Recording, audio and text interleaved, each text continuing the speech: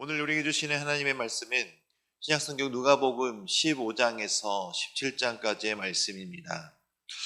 신약성경 120페이지에 있습니다.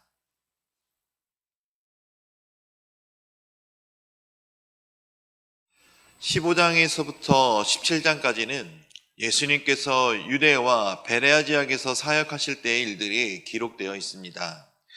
특별히 누가복음에서 나타나는 23개의 비유 중 16개의 비유가 15절에서 17장에 등장하고, 또한 2장에서는 반대로 예수님께서 베푸신 기적은 4개의 기적만이 기록되어 있습니다. 특히 비유 중에 드라크마의 비유, 탕자의 비유, 불의한 청지기의 비유와 부자와 나사로의 비유는 누가복음에만 등장하는 고유 비유입니다. 이러한 비유들은 당시 종교 지도자들인 바리새인들의 문제를 지적하면서 동시에 제자들이 지녀야 하는 합당한 자세에 대한 교훈이 나타나고 있습니다. 15장에서 잃은 양, 잃은 드라크마, 잃은 아들, 즉 탕자의 비유를 차례대로 또 연속으로 말씀하시며 이야기하시는데, 이 비유들이 주어진 배경이 바로 1절에서 2절, 2절에 설명되고 있습니다.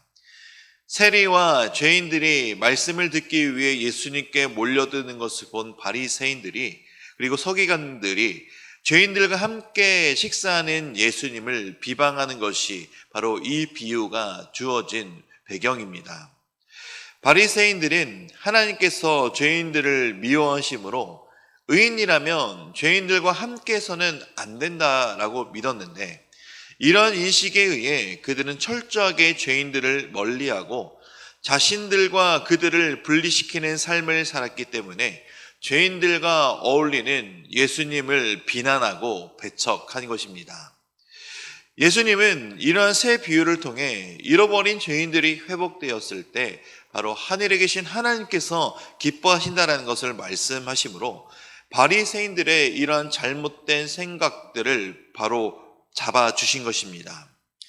16장 1절에서 13절에 이어지는 올바른 물질관에 대한 교훈에 불의한 청지기의 비유가 나오고 있습니다. 이 비유는 제자들에게 이르시되라고 말씀하시며 직접 주신 것이라고 1절에 밝히고 있지만, 바리새인들도 듣고 있는 상황에 주어진 것으로 또한 바리새인들의 잘못된 물질관을 간접적으로 지적하고 계신 것입니다. 이 비유에서 주님은 충성의 중요한 원리를 제시하시는데, 작은 일에 충성된 자만이 큰 일에도 충성될 수 있다라는 것을 가르치고 있는 것입니다. 11절에서 그 작은 일이 바로 재물이라는 것을 알려주십니다. 결국 예수님은 이 비유를 통해 알려주시는 것은 재물에 대한 자세가 올바른 믿음을 알아볼 수 있는 바로 시금석과 같다라는 것을 알려주고 계시는 것입니다. 재물을 하나님의 뜻대로 사용할 줄 아는 자만이 다른 일에도 충성할 수 있다라는 것을 교훈하고 계십니다. 14절에서 바리새인들은 이 모든 비유와 가르침을 듣고도 예수님을 도리어 비웃었다라고 기록되어 있는데, 왜냐하면 바리새인들은 돈을 좋아하는 사람들이었기 때문입니다. 돈을 좋아하는 바리새인들은 직접적으로 재물 문제에 관한 예수님의 가르침을 거부하였을 뿐만 아니라 죄인들을 향한 하나님의 사랑을 깨우치어 주시려는 이 주님의 교훈 역시 거부한 것입니다. 이에 예수님은 사람 앞에 스스로 옳다 하는 자들이나 사람 중에 높임을 받는 것을 사람의 중심을 살피시는 하나님께서 이미 다 아신다라고 말씀하시며, 이런 자들은 하나님께 미움을 받게 될 것이다 라고 경고하십니다. 세례 요한의 때까지는 율법과 선지자의 시대였지만, 그 이후로는 하나님 나라의 복음이 전파되어 누구든지 하나님 나라에 들어갈 수 있게 됨을 선포하심으로써 메시아 시대가 도래하였음을, 바리새인들이 율법적 편견과 아집을 깨닫지 못하였지만 예수님은 자신이 메시아라는 것을 선포하셨습니다. 19절에서 31절까지는 부자와 나사로에 대한 비유로 문맥적으로는 재물에 관한 비유와 교훈의 내용에 있어서 그 내용들이 유사하지만 그 교훈을 더욱 선명하게 제시하고 있는 비유이기도 합니다.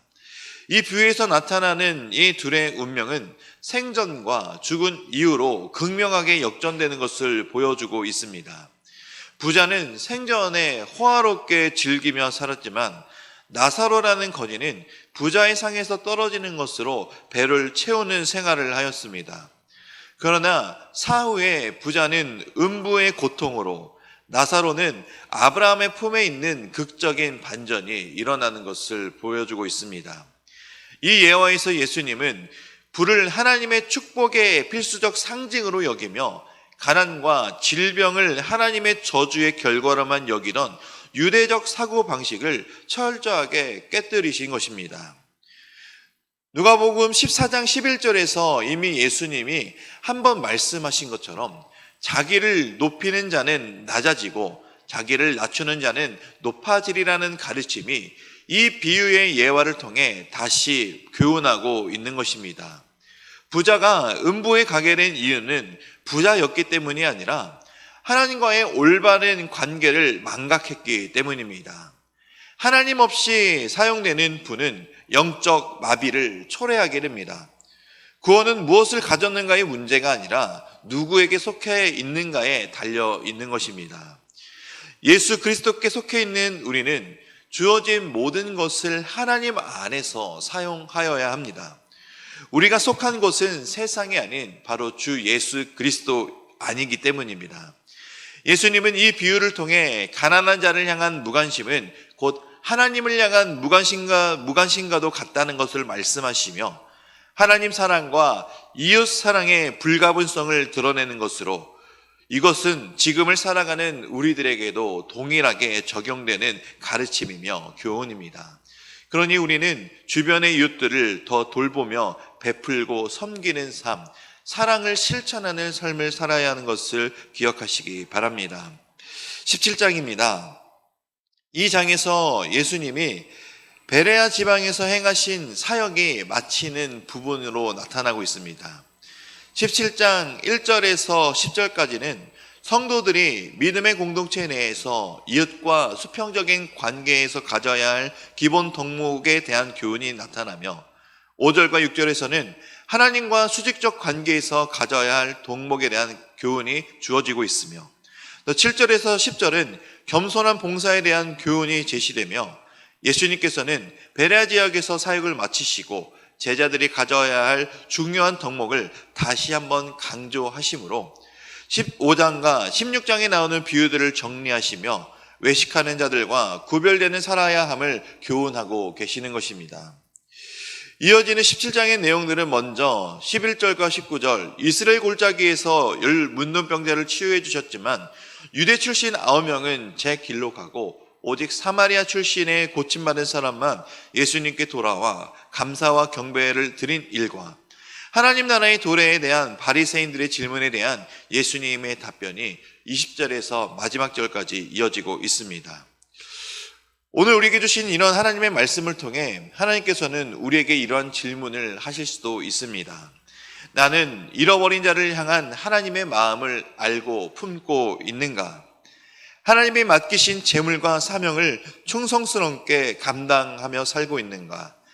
또한 겸손과 감사로 하나님의 은혜에 응답하며 살아가고 있는가? 이런 질문들 앞에 우리들의 마음과 삶을 겸손히 돌아보시기 바랍니다.